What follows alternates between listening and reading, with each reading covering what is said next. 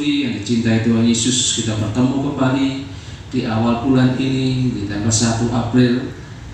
Kita sama-sama dibentuk oleh firman Tuhan. Sebelum saya memberitakan firman Tuhan, saya mengucapkan selamat ulang tahun yang berulang tahun di bulan Maret, yaitu anak Marsa, saudari Sisil, Ibu Minarti, dan Ibu Hana Sudiem.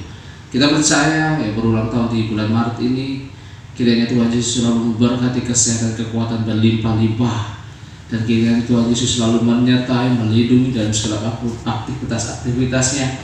Dan kita percaya kiranya semakin dipakai Tuhan, semakin hidup berkenan di hadapan Tuhan, semakin setia dalam pengiringan Tuhan Yesus. Terima kasih. Tuhan Yesus memberkati. Saat ini kita akan baca di dalam firman Tuhan, yaitu di dalam 3 Yohanes 1 ayat yang ke-11. Firman Tuhan pada pagi hari ini akan saya berikan tema, yaitu berasal dari Allah. Saya akan bacakan, saudara yang kekasih, janganlah meniru yang jahat, melainkan yang baik. Barang siapa berbuat baik, ia berasal dari Allah. Tetapi barang siapa berbuat jahat, ia tidak pernah melihat Allah. Firman Tuhan ini sangat tegas pada pagi hari ini, supaya kita tidak meniru hal-hal yang jahat di dalam dunia ini. Ciri-ciri orang yang berasal dari Allah. Ciri-ciri orang yang berasal dari Allah adalah dia tidak meniru yang jahat, melainkan meniru yang baik.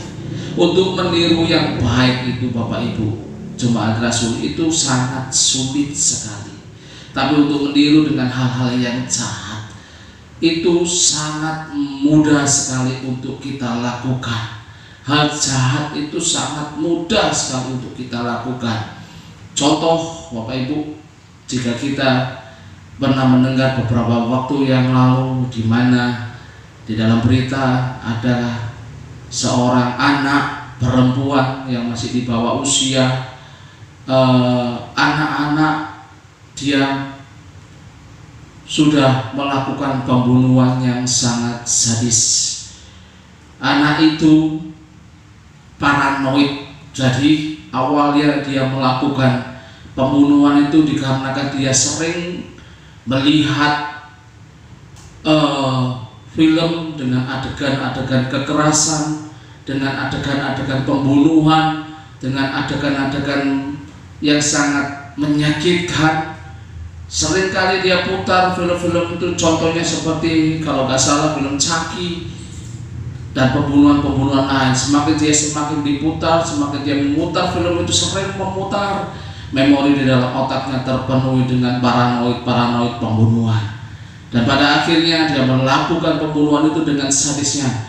Anak yang di usia masih balita dia habisi dengan keji. Dikarenakan kenapa anak itu bisa melakukan seperti itu? Dia meniru adegan-adegan yang jahat. Sangat gampang dia meniru adegan-adegan yang jahat, dan sangat bangga dia berkata, saya bangga menghabisi anak yang di bawah usia tersebut. Itu adalah anak paranoid, karena mereka dibentuk oleh film-film yang berbau kekejian. Oleh karena itu, Bapak Ibu, saya sarankan untuk Bapak Ibu yang masih mempunyai anak di bawah umur atau masih di usia remaja dan sebagainya, jika anak-anak Bapak Ibu melihat film dan sebagainya, mohon kita kontrol anak-anak kita, kita awasi anak-anak kita, supaya anak kita berlaku baik. Contoh untuk berlaku benar. Seringkali di dalam khotbah saya menganjurkan untuk Bapak Ibu tetap untuk membaca firman Tuhan setiap hari.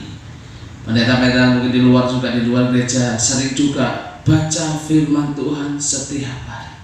Tapi mungkin masih sedikit orang yang bisa benar meniru atau melakukan perbuatan yang benar, yaitu membaca firman Tuhan. Masih sedikit orang yang suka akan firman Tuhan. Dan kita percaya saat ini kita belajar, kita mau meniru yang baik, apa kita mau meniru yang jahat atau yang dosa. Meniru yang dosa itu sangat gampang. berbuat dosa itu sangat gampang. Tapi untuk meniru hidup yang benar, untuk meniru orang yang benar, itu tidak mudah. Oleh karena itu pagi hari ini kita belajar supaya kita tidak meniru orang-orang yang jahat, supaya kita tidak meniru orang-orang yang berbuat dosa. Tirulah orang yang benar. Dan saat ini konsekuensinya, akibatnya orang-orang yang berbuat dosa itu apa? Konsekuensi atau akibatnya orang-orang yang meniru berbuat jahat itu apa? Mari kita akan pelajari. Orang yang berbuat jahat, orang yang meniru berbuat jahat, akibatnya kita baca di dalam ayat 11b, yaitu mulai dari tetapi barang siapa berbuat jahat, ia tidak pernah melihat Allah. Jadi orang yang berbuat jahat itu tidak akan pernah melihat Allah. Kalau kita akan baca dalam dan orang yang berbuat jahat itu belum mengenal Allah. Jadi artinya orang yang berbuat jahat itu tidak pernah akan mengenal Allah. Orang yang selalu belajar meniru orang untuk berbuat jahat itu tidak akan kenal oleh Allah. Jika dia ingin keluar dari zona untuk meniru hal-hal yang jahat dan berbuat jahat atau berbuat dosa, dia harus melakukan pertobatan yang sungguh-sungguh. Dia harus mengalami proses lahir baru. Dia harus ada pemberesan yang benar kepada Allah. Dan kita percaya orang yang melakukan proses pemberesan dengan Allah, hidupnya semakin dibentuk, semakin sempurna, dan imannya semakin sempurna.